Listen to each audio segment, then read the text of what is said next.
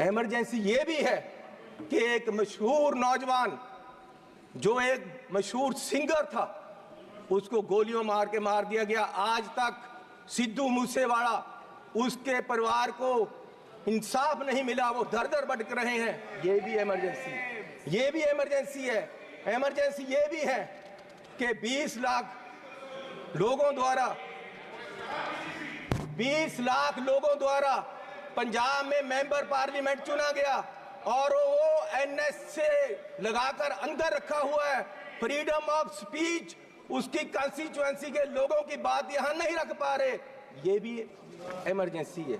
Emergency ये भी है कि विपक्ष के व्यक्तियों को केंद्रीय एजेंसियां कार्रवाई करने के लिए छोड़ दी जाती हैं। हाँ जी दोस्तों, वीडियो ਨੂੰ पूरा जरूर देखिਓ। दोस्तों ਜਲੰਧਰ ਤੋਂ MP ਚਰਨਜੀਤ ਸਿੰਘ ਚੰਨੀ ਨੇ ਸੰਸਦ ਦੇ ਵਿੱਚ ਸਿੱਧੂ ਮੂਸੇਵਾਲਾ ਅਤੇ ਭਾਈ ਅਮਰਤਪਾਲ ਸਿੰਘ ਦੇ ਹੱਕ ਦੇ ਵਿੱਚ ਆਪਣੀ ਆਵਾਜ਼ ਬੁਲੰਦ ਕੀਤੀ ਹੈ ਤੇ ਹੋਰ ਵੀ ਉਹਨਾਂ ਨੇ ਪੰਜਾਬ ਅਤੇ ਜਲੰਧਰ ਵਾਸੀਆਂ ਦੇ ਮੁੱਦਿਆਂ ਨੂੰ ਲੈ ਕੇ ਸੰਸਦ ਦੇ ਵਿੱਚ ਆਪਣਾ ਭਾਸ਼ਣ ਦਿੱਤਾ। ਆਓ ਦੋਸਤੋ ਪਹਿਲਾਂ ਤੁਸੀਂ ਵੀ ਦੇਖੋ ਪੂਰੀ ਵੀਡੀਓ। शुभ कर्मन ते कब हूँ ना डरूं और सो जब जाए लरूं, निश्चय कर अपनी जीत करूं। माननीय चेयरमैन, मुझे लगता है कि जो ये सरकार वाले हैं 10 साल राज करके एग्जॉस्ट हो गए और अब इनके पास कोई आइडिया नहीं बचा है और कोई सिंसियरिटी भी नहीं है। कितनी महत्वपूर्ण चर्चा देश के बजट पे हो रही है और जब से चर्चा शुरू हुई है मैं देख रहा हूँ ना प्रधानमंत्री जी, ना होम मिनिस्टर, ना फाइनेंस मिनिस्टर, आप उस तरफ देखो, वो खाली कुर्सियों को देखो, ये खाली कुर्सियों को देखो। मंत्री जी बैठे हुए हैं आसपास में, ये खाली कुर्सियों को देखो। मंत्री बैठे हुए हैं, ये उनका इंतजार कर रही है कि कहाँ है हमारा फाइनेंस मिनिस्टर। ये सिंसियरिटी है इनकी मैडम, ये सिंसियरिटी है। जी बैठे हुए हैं, आप लोग थोड़ा सा शांति बना के रखिए। माननीय सदस्य बोल रहे हैं। कहाँ है इनके मेंबर, कहाँ है प्राइम मिनिस्टर, कहाँ है होम मिनिस्टर, माननीय कहाँ सदस्य है हमारे वित्त मंत्री जिन्होंने बजट पेश किया और उनको हमने बताना है कि बजट में क्या नहीं दिया आपने और क्या दिया। ये सिंसियरिटी है। देश पूछ रहा है, हमारे सब लोग पूछ रहे हैं कि आपकी सरकार की सिंसियरिटी क्या है। स्पीकर साहब, माननीय चेयरमैन जी, मैं जब जीत कर आया सबसे पहले मैंने माननीय श्री अंबेडकर साहब की मूर्ति पे नमन करना चाहा। मैं वहां गया तो वहां मूर्ति नहीं है, वहां से उठाकर पीछे कर दी गई कहीं। लेकिन ये लोग समझ लें कि ये मूर्ति पीछे कर सकते हैं अंबेडकर साहब की, उनकी सोच पीछे नहीं कर सकते। ये उनकी सोच को मार नहीं सकते और उनको इस संविधान जो उन्होंने दिया है उसको बदल नहीं सकते। लोगों ने बता दिया इनको कि आप संविधान नहीं बदल सकते, पूरी मेजॉरिटी नहीं दी इसीलिए इनको। और इसलिए मैं ऐसा चाहूं राज में जहां मिले सभी को अन्न, छोट बड़ो सब सम बसे, रविदास रहे प्रसन्न। माननीय चेयरमैन जी, 22 तारीख को बजट पेश हुआ। मुझे बड़ी खुशी थी कि बजट में जा रहे हैं। पहली बार आया हूं सदन में। जलंधर के लोगों का धन्यवाद है जिन्होंने मुझे यहां खड़ा किया ले आकर, उन वोटरों का धन्यवाद है। मैं नए कपड़े डालकर आया कि बहुत कुछ मिलेगा आज देश में देखने को, बताने को। पंजाब में जाकर मैं और सारे MP हमारे प्रेस कॉन्फ्रेंस करेंगे कि देखो क्या क्या मिला। नए कपड़े मेले जैसे आया मैं, लेकिन यहाँ आकर खोदा पहाड़ लिकड़ा चूहा भी नहीं। कुछ नहीं मिला हमें। पूरा मतरई माँ वाला सलूक किया गया हमारे साथ। फेयर डिस्ट्रीब्यूशन ऑफ फंड्स नहीं हुआ। ये सरकार हर नागरिक को बराबर नहीं देख रही है। चश्मा राजनीति वाला लगाया हुआ है। राजनीतिक चश्मे से देखा गया है। अपनी सरकार बचाने का फिक्र है, कुर्सी को पकड़े हुए हैं। और ये बजट देश बचाने वाला नहीं है, सिर्फ अपनी सरकार बचाने वाला। पंजाब में जो बाढ़ आई इनको दिखी नहीं। गरीब लोग जो मनरेगा में काम करते हैं, जिनको कांग्रेस की सरकार, मनमोहन सिंह जी सरकार ने गारंटी दी थी 100 दिन की, ये 100 से 101 भी नहीं कर सके, 200 नहीं कर सके। ये उनकी 400 दिहाड़ी, उनका जो वेज है वो बढ़ा नहीं सके। गरीब की कोई सुनवाई नहीं। इस बजट में पंजाब के लिए कुछ नहीं दिया गया। जलंधर इंडस्ट्री पंजाब की डूब रही है। जलंधर में लेदर इंडस्ट्री है, जलंधर में स्पोर्ट्स इंडस्ट्री है, वो डूब रही है। कुछ उसके लिए नहीं किया। हेल्थ के लिए कोई हॉस्पिटल नहीं दिया। स्मार्ट सिटी जलंधर डिक्लेयर किया हुआ है, वहाँ पानी गंदा आ रहा है, सड़कें खराब हैं। रेलवेज अंडरब्रिज की बात नहीं की। नशा, अभी राजा बड़िंग जी ने बोला नशा इतना फैल गया पंजाब में, लेकिन सुनवाई कोई नहीं। आदमपुर एयरपोर्ट का इन्होंने कहा था नाम, माननीय प्रधानमंत्री जी ने कहा था कि उसका नाम गुरु रविदास जी के नाम से रखेंगे, लेकिन आज तक नहीं। मैं वो भी मांग करता हूँ। बहुत शोर सुनते थे पहलू में दिल का, जब चीरा तो एक कतराए खून ना निकला।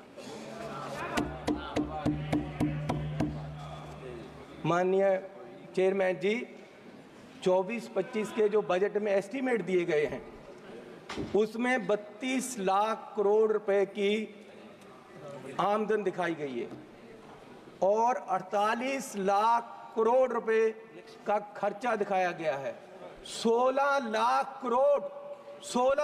करोड़ का घाटा है आमदन और खर्च में। जिस घर का 16 लाख करोड़ का घाटा होगा एक साल में, उसकी बर्बादी तय है। और ये बीजेपी वाले तय कर रहे हैं। और मैं 14 लाख करोड़ इस साल कर्जा लेने की बात की गई है। 14 लाख करोड़। अगर ऐसे हर साल कर्जा लेंगे, देश कहां जाएगा? आज देश में फाइनेंशियल इमरजेंसी वाले हालात पैदा हो रहे हैं और बीजेपी ये हालात पैदा करने के लिए जिम्मेवार है। और ये कहते हैं कि जी हर रोज इमरजेंसी की बात करते हैं कि इमरजेंसी, लेकिन जो देश में आज अनडिक्लेयर्ड इमरजेंसी है उसका क्या है? इमरजेंसी ये भी है कि एक मशहूर नौजवान जो एक मशहूर सिंगर था, उसको गोलियों मार के मार दिया गया। आज तक सिद्धू मूसेवाला, उसके परिवार को इंसाफ नहीं मिला, वो दर दर भटक रहे हैं। ये भी इमरजेंसी है। इमरजेंसी ये भी है कि 20 लाख लोगों द्वारा पंजाब में मेंबर पार्लियामेंट चुना गया और वो एनएस से लगाकर अंदर रखा हुआ है। फ्रीडम ऑफ स्पीच, उसकी कंस्टिट्यूएंसी के लोगों की बात यहां नहीं रख पा रहे। ये भी इमरजेंसी है। इमरजेंसी ये भी है कि विपक्ष के व्यक्तियों को केंद्रीय एजेंसियां कार्रवाई करने के लिए छोड़ दी जाती, उनको अंदर रखा जाता है। ये भी इमरजेंसी है। इमरजेंसी ये भी है कि हजारों किसान, उनको खालिस्तानी कहा जाता है जब वो अपनी मांग रखते हैं। अरे पंजाब कोई देश की धरती नहीं है, पंजाब हमारे देश की धरती है। हरियाणा में नेशनल हाईवे को पक्का जाम कर दिया है और किसान यहाँ तक नहीं आ पा रहे, उनको मिला नहीं जा रहा। ये भी इमरजेंसी है। इमरजेंसी ये भी है।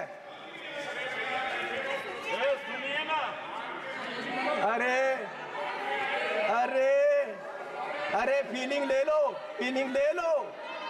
गद्दारी का मूल्य मिला है आपको, इसकी फीलिंग ले लो।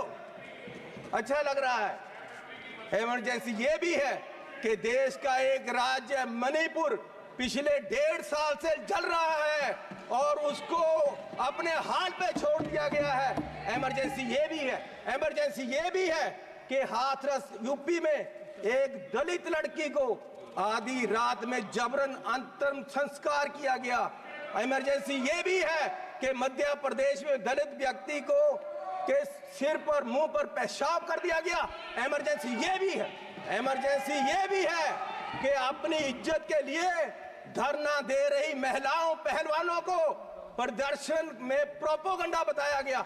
इमरजेंसी ये भी है, इमरजेंसी ये भी है कि कोई पत्रकार सवाल करे तो उसको जेल में डाल दिया जाता है।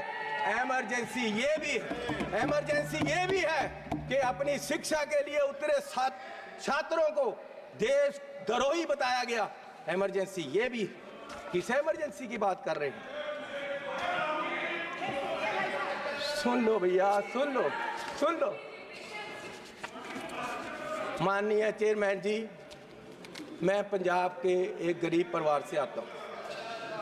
मैं जब पैदा हुआ तो मेरी पढ़ाई सारी सरकार ने की। आज तक मैं यहाँ खड़ा हूँ तो ये कांग्रेस सरकार की रिजर्वेशन पॉलिसी और अंबेडकर साहब का दिया हुआ संविधान और जो हमें स्कॉलरशिप मिलता रहा, कांग्रेस पार्टी ने गरीबों को, बच्चों को जो स्कॉलरशिप दिया, उससे पढ़कर मैंने पीएचडी तक की पढ़ाई की है और ये देन कांग्रेस पार्टी की है। और जब बीजेपी सरकार 2014 में आई, सबसे पहले इन्होंने जो सबसे बुरा काम किया वो किया, स्कॉलरशिप में जो केंद्र का 90% हिस्सा था उसको 60-40 की रेशो पे ले आए और दलितों के पेट पे लात मारी सरकार ने।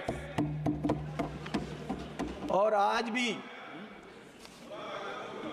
फर्स्ट क्लास से लेकर 8th क्लास तक के स्कॉलरशिप जो गरीब लोगों के बच्चों को मिलते थे वो बंद कर दिए गए हैं इस सरकार द्वारा।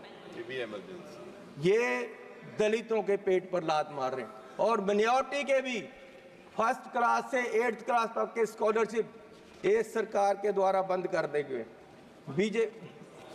जब ये सरकार बनी 2014 में तो प्रधानमंत्री जी ने 2 मापदंड देश के सामने देश की इकोनॉमी को देखने के लिए रखे।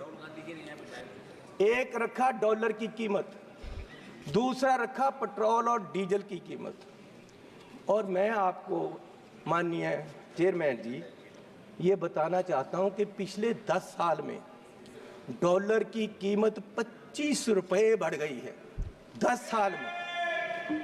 और हमारे माननीय प्रधानमंत्री मनमोहन सिंह जी और कांग्रेस की सरकार में ये सिर्फ 13 रुपए बढ़ी थी, डबल बढ़ी है इस सरकार में।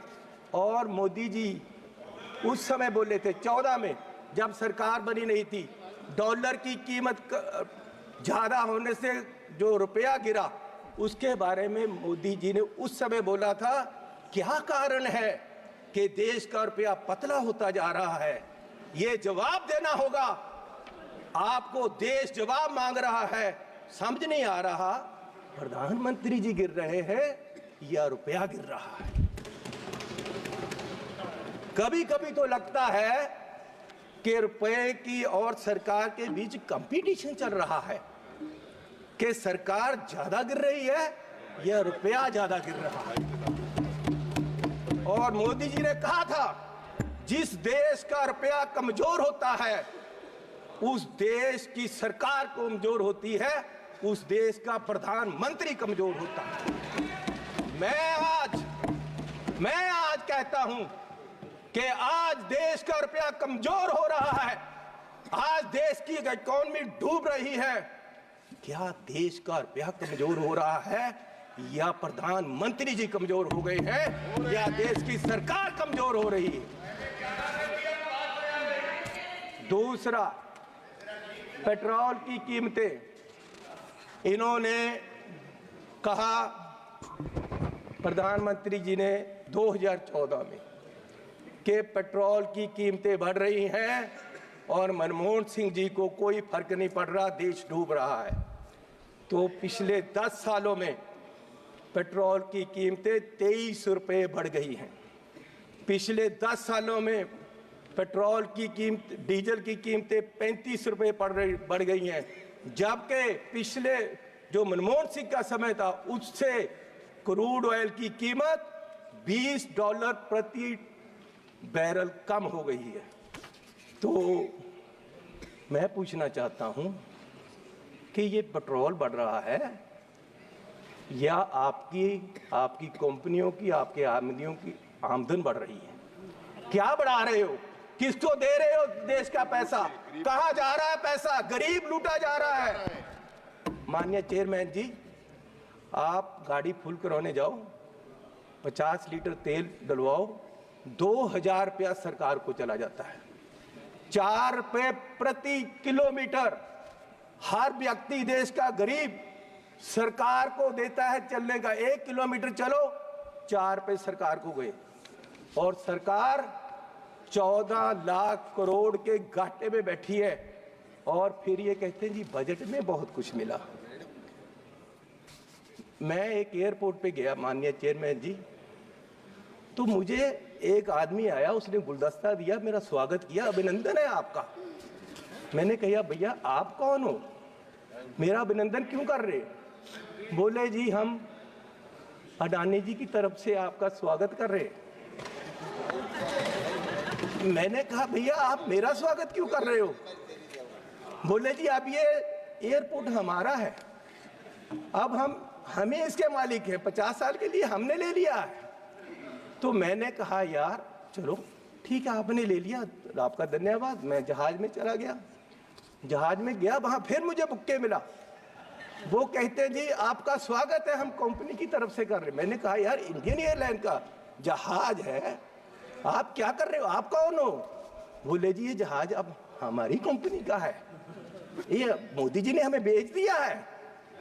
तो मैं पूछना चाहता हूं कि क्या क्या बेचोगे, कितना बेचोगे देश को? मैं 7 एयरपोर्ट पे गया, जिनमें लखनऊ, अहमदाबाद, मैंगलोर, जयपुर, गुवाहाटी, त्रिवेंद्रम, मुंबई, ये 7 के 7 एयरपोर्ट अडानी जी की है। 50 साल के लिए उनको दे दिए गए हैं, उनका जो पुत्र है उसकी शादी में गिफ्ट कर दिए गए हैं, और हजारों करोड़ रुपए शादी पे लगा। मेरे लड़के की शादी गुरुद्वारा में हुई। सुनो सुनो सुनो माननीय चेयरमैन जी, मेरे लड़के की शादी गुरुद्वारे में हुई। आज तक पुलिस पूछ रही है कि लंगर में क्या क्या पका था, दाल कितनी लगी थी, और जो लंगर बनाने वाला उसको कितने पैसे दिए गए। आज तक 2 साल से पुलिस पूछ रही है मुझे, और इस शादी में हजारों करोड़ रुपया लगा है, और प्रधान जी बुक्के लेकर जा रहे हैं, प्रधानमंत्री जी, और उनका स्वागत कर रहे हैं। गरीब को लूटा जा रहा है, गरीब के पास खाने के लिए पैसा नहीं है, और प्रधानमंत्री जी वहां बुक्के लेकर हजारों करोड़ की शादी में जा रहे। कोई बात नहीं, क्या क्या बेचोगे? सारे एयरपोर्ट, जहाज बेच दिए। आप देश की संपत्ति के कस्टोडियन हो, मालिक नहीं हो। आप इसको बेचने की गलती मत करो, देश बर्बाद करने की मत करो। आप अपने आप को स्टेट्समैन बोलते हो, आप अपने आप को देश के बहुत बड़े खैर ख्वाह बोलते हो, और देश को बेच रहे हो। गरीब आदमी कहां जाएगा एक दिन? प्रधान सेवक जो हार समझकर पहना था गला अपना सजाने को, वो नाग बनकर बैठे हैं गला काट खाने को। माननीय चेयरमैन जी, ईस्ट इंडिया कंपनी आई, उन्होंने पहले व्यापार पे कब्जा किया, ईस्ट इंडिया कंपनी ने, और व्यापार के माध्यम से देश की सतह पे कब्जा कर लिया। इनमें और अंग्रेजों में कोई फर्क नहीं, सिर्फ कलर का फर्क है। ये भी पहले सतह पे काबज हुए और फिर सतह के माध्यम से आज ये देश की राजनीति के माध्यम से पूरे देश के व्यापार पे अपने आदमियों का कब्जा करा रहे हैं। सदस्य कंप्लीट और करें।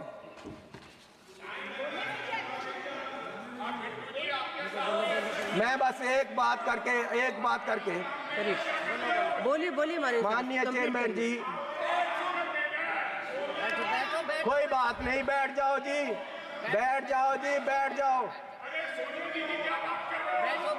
बिट्टू जी, आपके पिताजी शहीद हुए थे, माननीय सदस्य लेकिन जी, मैं आप अपनी आपको कह बात दूं वो कंप्लीट उस दिन करिए। नहीं मरे थे, वो उस दिन मरे जिस दिन आपने कांग्रेस को छोड़ा।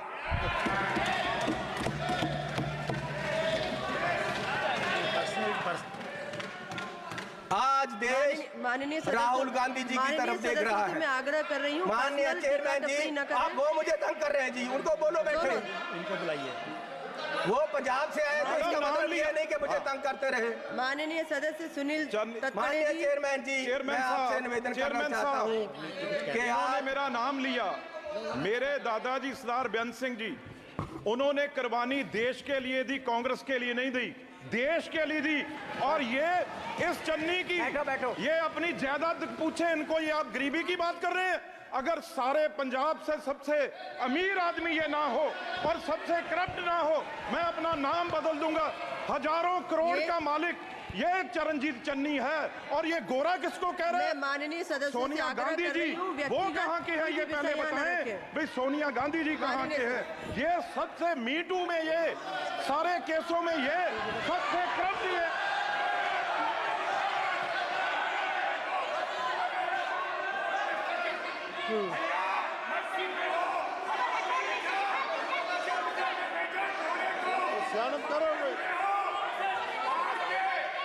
माननीय सदस्य अपनी बात कंप्लीट करें।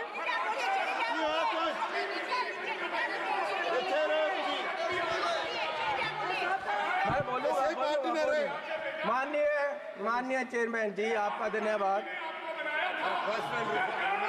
माननीय चेयरमैन जी, बैठो राजा। अरे अरे बोलूंगा। उसको बिठाओ, अपने आदमी बिठाओ। माननीय चेयरमैन जी, मैं लास्ट बात करके बैठ जाना है, और मैं सिर्फ ये बात करना चाहता हूं कि आज, अरे सुनो भैया,